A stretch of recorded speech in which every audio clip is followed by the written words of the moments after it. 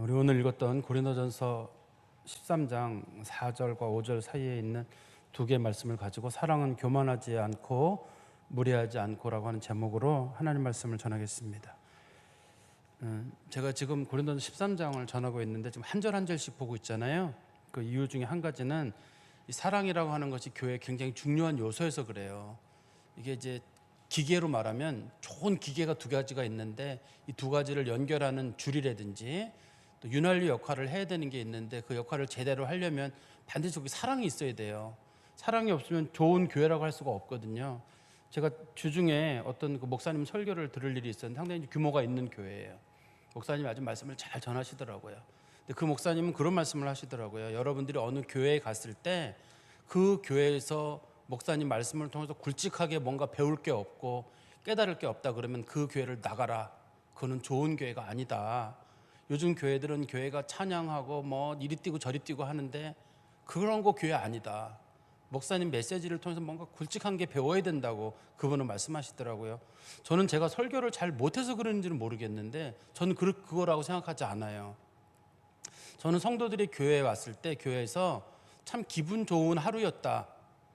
여기서 누구를 만나고 얘기를 나누고 예배를 드리고 돌아갔을 때 참 기분 좋게 돌아가야지 아주 불쾌하게 돌아가가지고 목사님 말씀 하나 듣긴 들었는데 너무 막 마음에 죄책감에 눌려가지고 어쩔 수 없고 내가 나 같은 게 나가서 죽어야지 뭐 그런 마음으로 돌아간다라든지 야 우리 목사님 진짜 세상을 움직일 만한 설교를 잘하신 분이다 막 그런 얘기를 듣고 싶지도 않아요. 저는 왜냐하면 설교는 성도들이 세월 지나면 다 잊어버린다 생각합니다. 다 잊어버린다고 생각을 하는데 대신에 이 교회에서 느꼈던 그런 사랑하는 감정들, 소중한 사람들 그런 사람들과의 감정은 다른 데서 누리지 못하는 거거든요. 근데 교회가 만약에 그거를 빠뜨려 버리게 되면 우리 교회가 목사님이 설교도 엉망인데다가 사랑까지 없어지면 우리는 빵점짜리가 되는 거예요. 그래서 우리가 그 올해 표로 정한 게 사랑을 실천하는 교회가 되자. 제가 이렇게 말씀을 전한 이유는 우리 교회가 사랑이라는 말을 많이 쓰는데 이 사랑이라는 말이 없어지게 되면 결과적으로 우리 교회는 아무것도 남지가 않아요. 우리는 복음이 있지 않냐? 우리는 진리가 있다. 우리는 뭐 한국에서 좋은 교회다. 그게 무슨 소용이 있어요? 에베소 교회가 그런 교회였거든요, 원래. 그렇지만 요한계시록에 보면 예수님께서 너희 교회는 첫사랑을 잃어버렸다. 그러면서 말씀하시기를 너희는 교회가 아니라고 했거든요. 그게 문제예요. 그 교회 성도들은 교회가 교리적으로나 모든 면에 정결하고 깨끗하고 그런 사람들의 모임이에요. 에베소 교회가. 그런 사람들의 모임이지만 예수님은 뭐라 그러냐면 너희는 첫사랑을 잃어버렸기 때문에 정말 중요한 게 뭔지를 잃어버렸다. 어디서 떨어졌는지 뭐가 문제였는지 그 문제점을 잘 찾아내라고 했거든요. 그래서 제가 지금 이 고린도전서 13장을 말씀을 한 절 한 절씩 드리는 이유는 그리고 또 계속 반복을 하잖아요. 반복하는 이유는 사랑이라고 하는 것들을 꼭 마음에 좀 담아뒀으면 하는 그런 바람이 있어서 그렇습니다.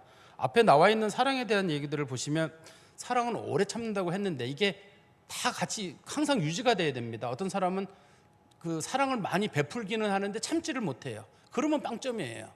베풀기도 많이 하지만 참기도 잘해야 되고 또 어떤 사람들은 참기도 잘하고 베풀기도 잘해요. 그런데 이 사람들에 대한 선한 마음이 별로 없어요. 그러면 그것도 안 돼요. 성경에서는 사랑은 오래 참고 사랑은 온유하며 사랑은 시기하지 않으며 나보다 누가 잘 된다고 했을 때 참 기분이 좋아야 돼요. 제가 그런 말씀 드렸죠. 이 누군가가 잘 됐을 때 진짜 기분 좋아하는 사람, 그 사람이 진짜 내 친구예요. 만약에 우리 애가 정말 좋은 성적으로 어느 학교에 들어가게 됐어요. 제가 너무 기분이 좋아가 사람들에게 나가가지고 집사님 우리 아들이요 이번에 좋은 성적으로 어디 들어갔습니다 할 때 사람들이 목사님 너무 잘 됐습니다 막 축하하는 사람이 있고 어떤 분들은 아이고 그냥 자랑하고 돌아다니고 저걸 어떻게 참았냐 그런 거 하면 또 우리 애는 떨어졌을 수도 있잖아요. 우리 애는 떨어질 수 있는데 아유 정말 저 집은 어떻게 참 돈 처발라들면 결국 보내긴 보냈는데 우리는 어떡하나. 이런 사람은 사랑하는 사람 아니에요. 겉으로는 막 사랑합니다 이러지만 실제로 사랑하는 사람은 진짜 잘 됐어 집사님. 그 주머니에서 단돈 10만 원 이렇게 막 집어주려고 그러고 야 너무 잘 됐다 애 데리고 뭐 좀 사 먹으라고 한다든지 그런 사람은 사랑하는 사람입니다 이게. 그렇지 않은 사람들은 그래 좋은 데 갔나 보네 뭐 지가 어디까지 한번 가보자 요즘 뭐 그런 과 인기도 없대더니만 뭐 이런 식으로 얘기를 해버리면 그 사람은 사랑이 없는 사람이에요. 그 사랑에 여러 가지 요소가 있는데 이 요소가 다 합쳐져야지 온전한 사랑인 거지.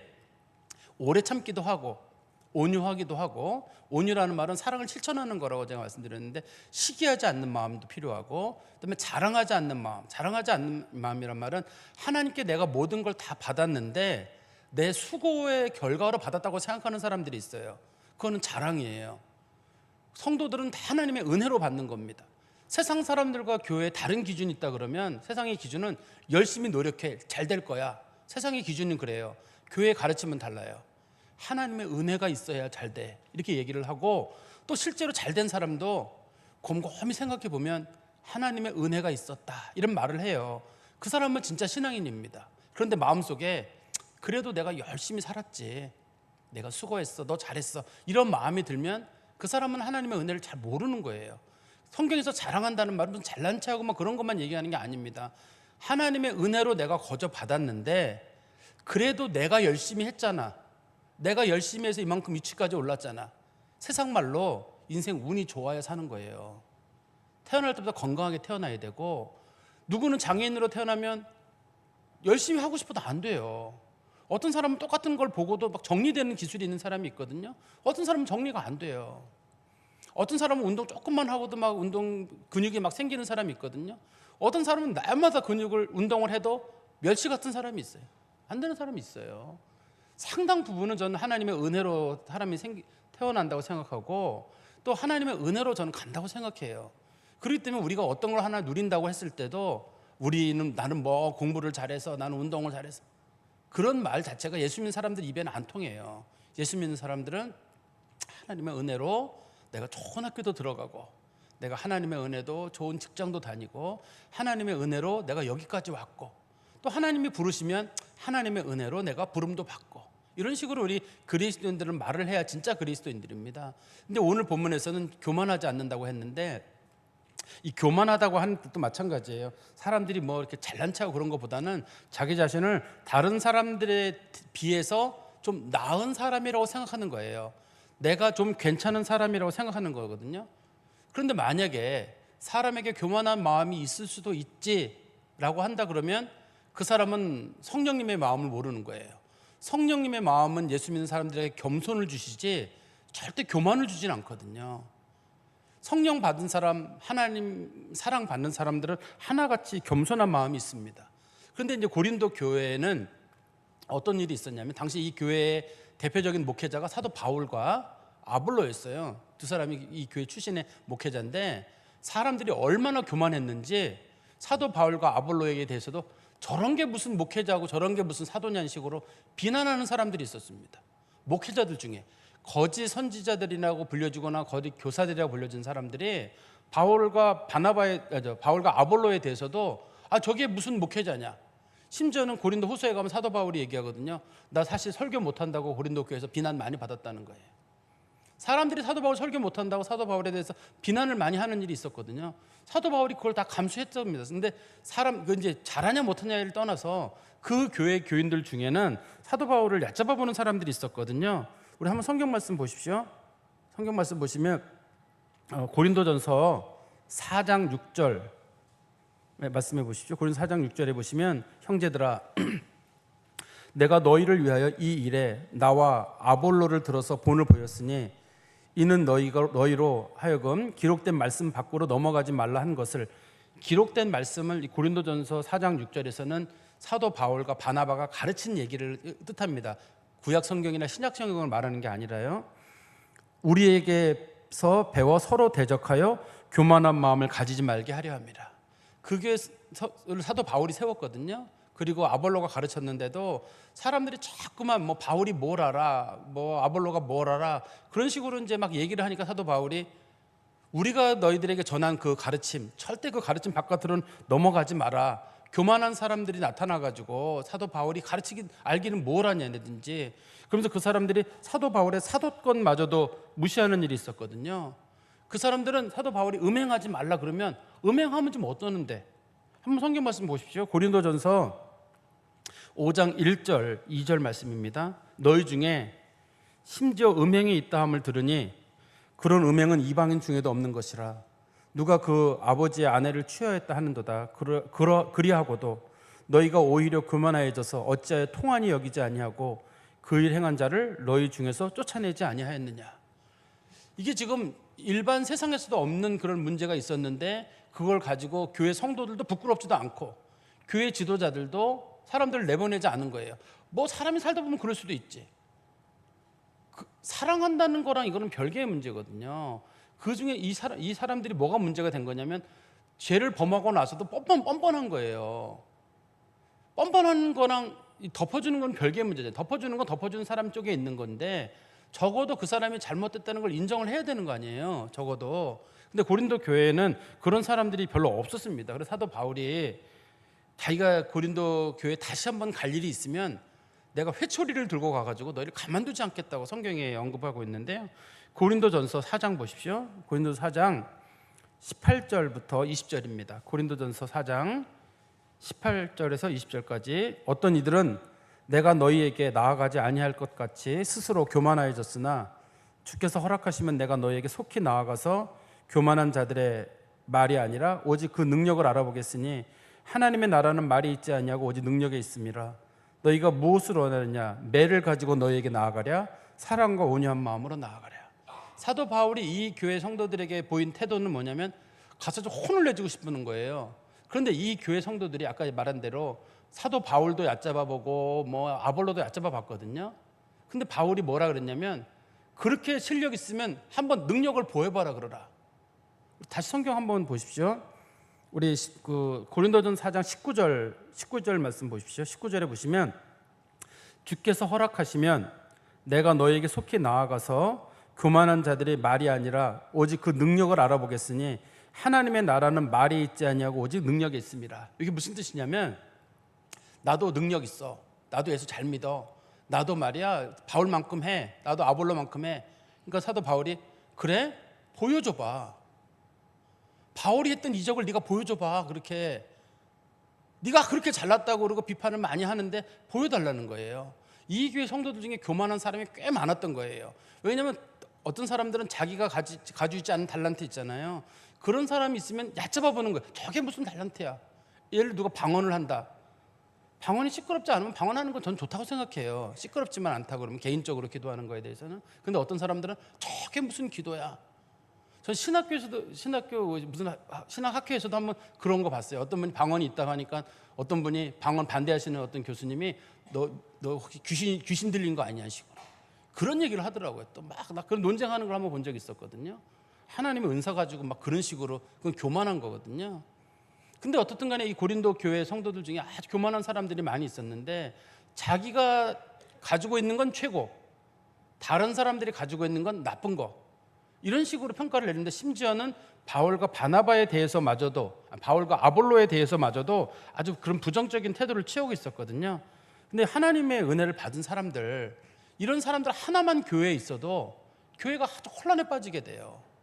이 교만한 사람이 있으면. 그러니까 사도 바울이 얘기하기를 왜 그런 사람들을 교회에서 안 쫓아냈냐는 거예요. 쫓아냈었어야 된다는 거예요. 다시 교회 권징 제도를 말하는데 잘못을 범하고도 교회에 그대로 있는 사람들 쫓아내라. 쫓아내는 게 목적이 아닙니다. 이것도 남겨진 사람들이 어떻게 신앙생활을 하는지를 돌보기 위해서 그런 일을 한 겁니다. 근데 이제 우리가 거기에 이제 첫 번째 아까 그 고린도전 13장 4절 교만하지 아니하고라고 한다 그러면 다시 고린도전서 13장 5절에 보시면 사랑은 무례히 행하지 않는다 이런 말 있잖아요. 무례한다고 하면 여러분들 제일 먼저 뭘 떠올리시나요? 말이 무례한 사람이 있습니다. 참 사람 기분 나쁘게 하는 재주가 있는 사람들이 있어요. 또 행동이 무례한 사람이 있습니다. 근데 어떤 사람은 말도 행동도 아닌데 눈빛이 참 무례한 사람이 있어요. 사람 이렇게 째려보고 야려보고 지나갈 때 참 훑어보고 말이야. 어떤 사람들은 너는 왜 그렇게 사람한테 무례하냐 그러면 내가 무슨 심한 말을 했어요? 내가 누구한테 나쁜 행동을 했어요? 그냥 한번 위를 훑어본 것뿐인데 그 말 한마디가 얼마나, 그 눈빛 하나가 사람들이 얼마나 무례해요. 예수 믿는 사람들은 힘들어서 교회 와가지고 여기서 위로받고 서로 은혜 받고 돌아가야 되는데 그 사람 하나 만나가지고 교회에서 그냥 기분이 확 잡쳐버리는 거예요. 특히 그 사람들이 교회 중직자라 그러면 더하죠. 그게 저같이 목회자다. 제가 한번 성도들 한번 훑어봤다. 큰일 나죠, 성도들이. 성도들 중에 악수 한번 제가 안 했다 그래 시험 드는 사람도 있는 판에 훑어보는 것까지 나오면 큰일 났죠. 저도 목회자로서 성도들 손 여러 번 잡으려고 하는 이유는 혹시라도 나는 아니었어도 그 지나가는 손깃에 스치지 않았을 경우에 마음 상할 분이 있을까 싶은 것도 있거든요. 되게 조심합니다, 전 목회자로서.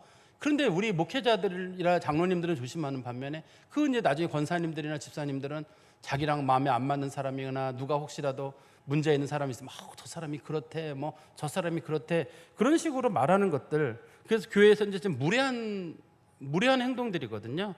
그런 거를 성경에서는 사랑은 무례하지 않는다라고 했잖아요. 무례하지 않으려면 두 가지가 작동을 해야 되는데 최소한 눈빛은 둘째 치더라도 하나는 말투일 것 같고 하나는 행동이라고 생각해요. 딱 그 말을 했을 때 내가 틀린 말 했어? 틀린 말 했건 안 했건 중요하지 않아요. 예수 믿는 사람이 할 만한 얘기를 했느냐가 중요해요. 저 얘기를 딱 듣는 순간 저분은 진짜 성도다. 확실히 성도라서 품격 있는 용어다. 이런 거는 괜찮아요.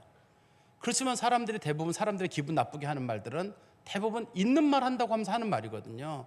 다른 사람은 말하지 않는데 내가 너를 아끼니까 하는 말인데 너 똑바로 해 라든지 이런 식으로 얘기를 한단 말이에요. 근데 그게 성도다워서 정말 아껴서 하는 말인 경우는 받아들여야 되는 말이에요. 그렇지만 상당 부분에 있어서는 그게 무례할 수가 있어요. 그런 무례한 말들을 사람들이 많이 들으면 마음이 속상해지고 답답해지죠. 제가 아까도 말씀드렸었는데 이 교회에는 여러 사람이 있는 것처럼 보이지만 무례한 사람 하나가 있으면 이 흙탕물을 만들 수가 있습니다. 교회 다니는 게 즐겁지가 않아요. 목사님 설교는 기억이 안 나요. 그 무례한 사람의 말과 눈빛이 생각이 나는 거예요. 그래서 교회를 떠난 다음에 위례광명교회는 어때? 그러면 영 난 그 교회는 싫어. 뭐가 싫은데? 특별히 뭐 싫은 것도 없는데 그냥 싫어. 그 교회는 왠지 그 목사 생긴 것부터 시작해가지고 사랑도 없고 난 그게 싫어. 그럼 우리 교회는 도대체 뭐를 한 건가요? 목사님의 말씀이 뭐 엄청나고 그게 무슨 소용이 있나요? 그게 목사가 좀 이렇게 덩치는 커도 제가 천성이 좀 가벼워요. 천성이 좀 가벼워가지고 농담도 좋아하고 장난치는 것도 좋아하고. 근데 성도들이 그런 걸 제가 그렇게 하는 전 이유 중에 한 가지는 할 수만 있으면 성도들이 편안하게 지는 거예요. 전 집에 가면 말 잘 안 해요. 저도 대부분 집에 가서 가만히 누워 있는 스타일이 말을 특별히 안 하는 편이에요. 근데 교회에서는 막 떠들어요. 그럼 사람들이 우리 목사님은 성격이 요즘 그 MBTI로 보면 아마 E 거야 이렇게 생각하는데 저는 I 중에서도 극 I예요. 99 I예요. 이 성품을 거의 갖지 않은 사람.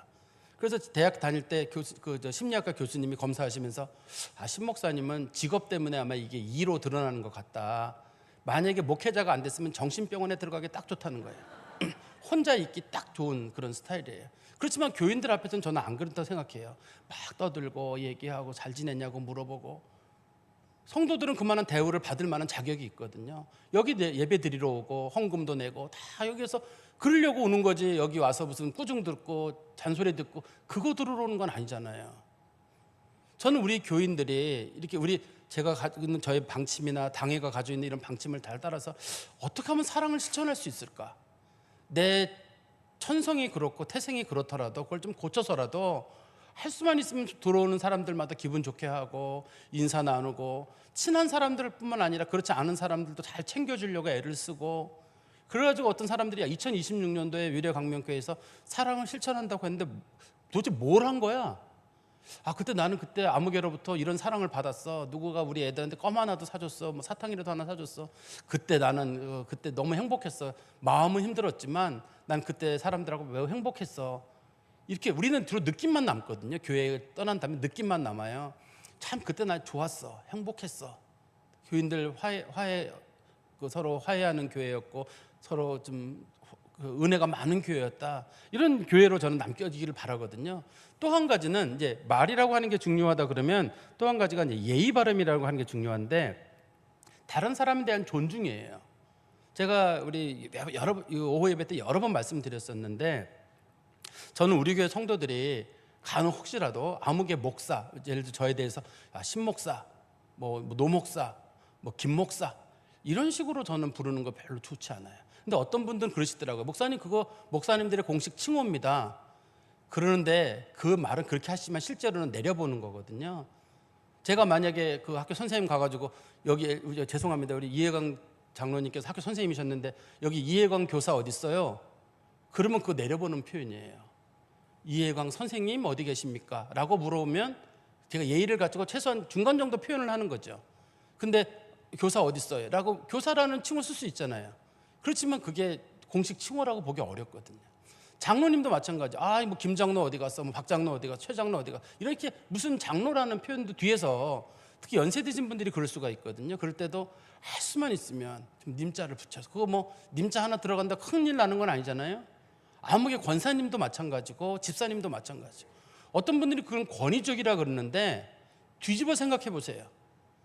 제가 여기 있는 심권사 잘 지냈어요? 여기 심권사님 권사님 저 좀 보세요.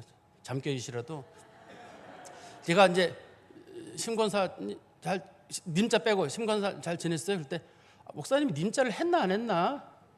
그 느낌에 따라서 심권사님 잘 지냈어요? 라고 물어보는 거나 심권사 잘 지냈어요? 이렇게 살짝 내려보는 말에 왜 목사님이 나한테 이렇게 반말을 쓰시지? 목사는 저렇게 써도 되나? 기분이 엄청 나빠요. 내가 누군가에게 하는 말은 내가 누군가에게 듣고 싶은 말이어야 돼요. 그 사람이 나한테 그 말을 써주기를 바란다 그러면 나도 그 용어를 써야 되는데 저는 성도들이 저한테 뒤에서 신목사 뭐 이런 게 부르는 거 싫어요. 개인적으로 사람들이 뒤에서는 뭐 나라님 욕도 한다는데 나라님 욕은 하시는데 목회자들이나 성도들 장로님들이나 집사님 권사님 이렇게 막 욕은 안 했으면 좋겠어요. 그리고 사람들 내려 부르는 표현들 있잖아. 야, 쟤 뭐 이런 식으로 제가 몇 번 말씀드렸죠. 젊은 청년들이든 젊은 집사님들이든 이렇게 하든 간에 아주 친한 사람들. 근데 여기는 제가 지난번에 김민정 집사님께는 허락을 받았어요. 김민정으로 불려도 된다고. 여기는 이제 김민정이에요. 김민정인데 나머지 경우 좀 나이 드신 분들 저도 공식적인 자리에서는 아무개 집사님, 뭐 예를 들어 염성현 집사님, 백광현 집사님 뒤에서는 뭐 일로 와봐 막 이렇게 하겠지만 교회에서는 공식적으로 예의를 갖춰야 된다 생각해요. 근데 여기는 이제 워낙 나이 차이가 있고 우리 애들이랑 가깝고 본인이 또 자기 그렇게 불러달래요. 그런데 그 합의가 있었죠? 네, 지난번에 합의가 있었습니다. 그렇기 때문에 제가 이제 좀 부르는데 그렇지 않고선 대부분 경우는 우리 성도님들께서 혹이라도 젊은 집사님들께도 누구네 집에 누구네 아들 뭐 이렇게 하지 마시고 또 우리 교육자들도 마찬가지예요. 뭐 아무개 집사, 뭐 아무개 뭐 권사 이렇게는 안 돼요. 어떤 분들은 말투 자체가 약간 이렇게 반말투로 하시는 분이 계세요. 원래 그 지역적 특성도 있거든요. 제가 한번 우스운 얘기 하나 말씀드릴까요? 그 대학 다닐 때인데 후배 중에 하나가 여수 출신의 후배가 있었는데 너 일로 와봐 그랬더만 뭐 말을 잘 안 들어요. 너 왜 그때 왜 안 왔냐 그랬더만 뭐 항 나가. 그래서 내가 이 자식 형이 부르면 제가 그래야지 어떻게 나가 그러는 거야. 근데 여수에서는 다 제가란 말 안 쓰고 다 나가더라고요.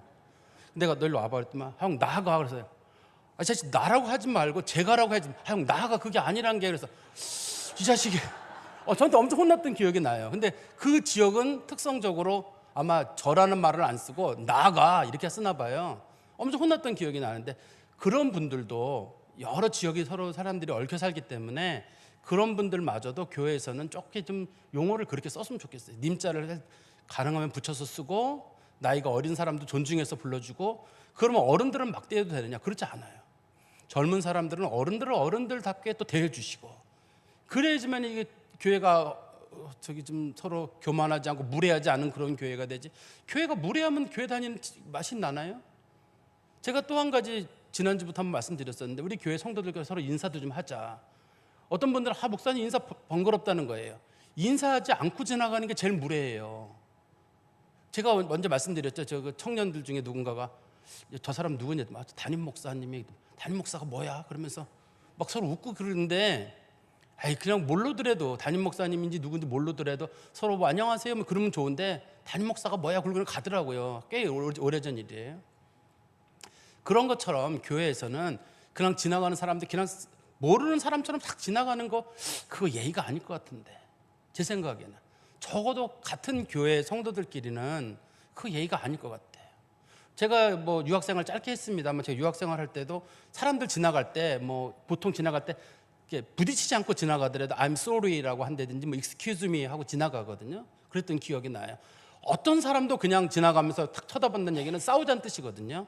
뭐 I'm sorry 한다든지 excuse me 하고 지나갔던 기억이 나는데, 교회에서는 그건 아니니까, 교회에서는 계단도 많고 서로 동선이 많이 겹치거든요.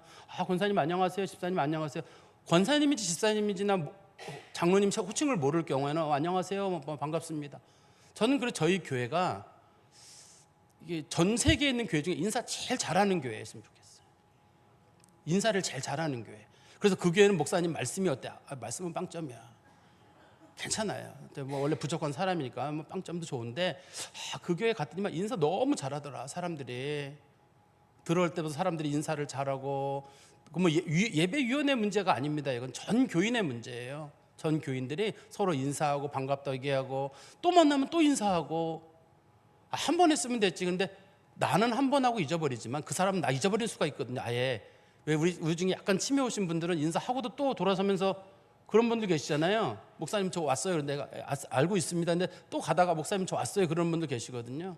그러니까 그런 것도 서로 배려하는 차원에서 각인을 시켜주는 마음으로 자꾸만 인사를 많이 나누는 그런 교회였으면 좋겠습니다. 제가 말씀을 좀 정리해서 말씀드리면, 교회는 사람이 모인 곳이에요. 사람이 모인 곳에는 사람들끼리 힘을 모으고 사랑하고 교만하지 않고 무례하지 않으면 여기가 천국이 될 수가 있어요. 너무 행복해요. 교회 오는 게. 교회 오는 게 즐겁고 만나는 게 즐겁고 교회 오고 싶고. 그런데 여기서 몇몇 사람이 무례하거나 교만한 사람이 생기게 되면 여기가 지옥이 돼요. 오고 싶지 않아요. 여기만 오고 싶지 않을 뿐만 아니라 교회가 싫어요. 근데 어쩌면 우리가 그렇게 하고 있는지도 몰라서 그래요. 그냥 성도들이 교회 오는 게 마냥 즐겁고, 교회 오면 좋고, 교회 왔다가 그냥 지나가더라도 좋고, 목사님 만나면 좋고, 장로님 만나면 좋고, 그거 어려운 거 아닌 것 같은데. 물론 사람들 간에는 서로 잘 안 맞는 사람이 있습니다. 근데 그런 사람들은 소수일 거고, 대부분의 사람들은 서로 조금만 노력을 하면 충분히 아름다운 교회를 저는 만들어줬다고 생각하거든요. 근데 교회가 무례한 사람들이 자꾸 무례한 행동들을 보이고 무례한 말을 하고 무례한 눈빛을 보이게 되면 그런 교회가 못 돼요. 저는 우리 교회가 천국과 같은 교회, 성경에서는 그걸 이제 하나님의 나라의 실현이라고 부르거든요. 하나님의 역사가 온전히 나타나는 교회가 되는 걸 바라고, 두 번째는 아까 말씀드린 대로 교회 성도들이 할 수만 있으면 님자를 잘 쓰고 예의를 갖췄으면 좋겠어요. 공손하게. 그 교회는 어른들이 젊은 청년들이나 젊은 성도들에게도 다 그 예의를 갖춘 데 되더라. 또 아주 서로 친한 게 지내더라도 서로 사람들을 경히 여기지는 않는 데더라. 그 교회가 그 전 세계에서 가장 인사를 잘하는 교회더라. 위례강명교회 부흥의 원인이 뭐냐? 그 교회 성도들은 왜 그 마약에 취한 것처럼 그렇게 행복하냐? 그 교회 성도들은 인사를 잘하는 교회고 성도들이 서로 좋더라. 원래 막스나 레닌 같은 사람들이 종교를 부를 때 민중의 아편이라고 불렀습니다. 이걸 오피움 데스 폴케스라고 부르는데, 독일어로요. 민중의 아편이라고 부르는데, 이게 들어오게 되면 사람들이 아마 행복해 느껴지고 거기에 중독이 돼서 그러는가 봐요. 근데 우리는 예수의 말씀에 중독이 돼가지고 이제 뭐 항상 행복해져야 되는데 교회가 행복하지 못해요. 우울한 성도들이 우리나라에 50%가 넘다고 하잖아요. 우울한 사람이. 성도들도 50%가 넘대요. 우울한 사람이. 이게 다 힘든 사람들이 여기 들어와 있는데 내가 무슨 자격으로 그 사람을 더 우울하게 만들어요? 무슨 자격, 목사가 그 사람 우울하게 만들 자격이 어디 있어요? 누가 무슨 자격으로 그 사람 깔보고 해가지고 사람들 우울하게 만들어요? 여기 와서 그냥 행복하고 아이들도 뛰어놀아도 사람들이 괜찮고 서로 그런 교회가 돼야지. 저는 그러기 위해서 우리 교회가 서로 예의를 갖추고 또 인사하는 것도 좀 문화화 돼가지고 처음엔 좀 힘들 거예요. 그렇지만 서로 지나가서 자꾸 인사하시고 마음에 안 맞는 사람도 인사하다 보면 또 서로 정이 붙거든요. 그래서 우리 교회가 하나님 보시기에 정말 사랑이 많은 교회, 너그럽고 은혜로운 교회 되기를 간절히 소망합니다. 기도하겠습니다. 하나님 아버지, 주님 은혜 감사합니다. 주께서 주신 말씀을 따라 사랑은 교만하지 아니하고 사랑은 무례히 행하지 않는다고 했습니다. 저희들이 알고는 있었습니다만 저희들 속에 교만한 마음이 있어서 내가 가진 것 외에 다른 걸 가진 사람들을 우리가 얕잡아 보는 경향이 있었고, 또 우리가 의도했든 의도하지 않았든 사람들에게 무례하게 했던 것들이 참 많았음을 돌아봅니다. 하나님 아버지, 내가 몰랐다고 해서 넘어갈 일들이 아닙니다. 그들의 마음속에 있는 큰 상처들은 좀처럼 지워지지 않고 교회를 떠나는 사람들은 교회에서 사람들의 날카로움과 무례함 때문에 떠났단 말들을 많이 합니다. 저희 교회는 그런 교회가 되지 아니하고 그런 사람들이 도리어 회복되고 치료받는 치유의 교회가 되도록 하나님 저희 교회 가운데 은혜를 베풀어 주시옵소서. 예수 그리스도의 이름으로 기도하옵나이다. 아멘.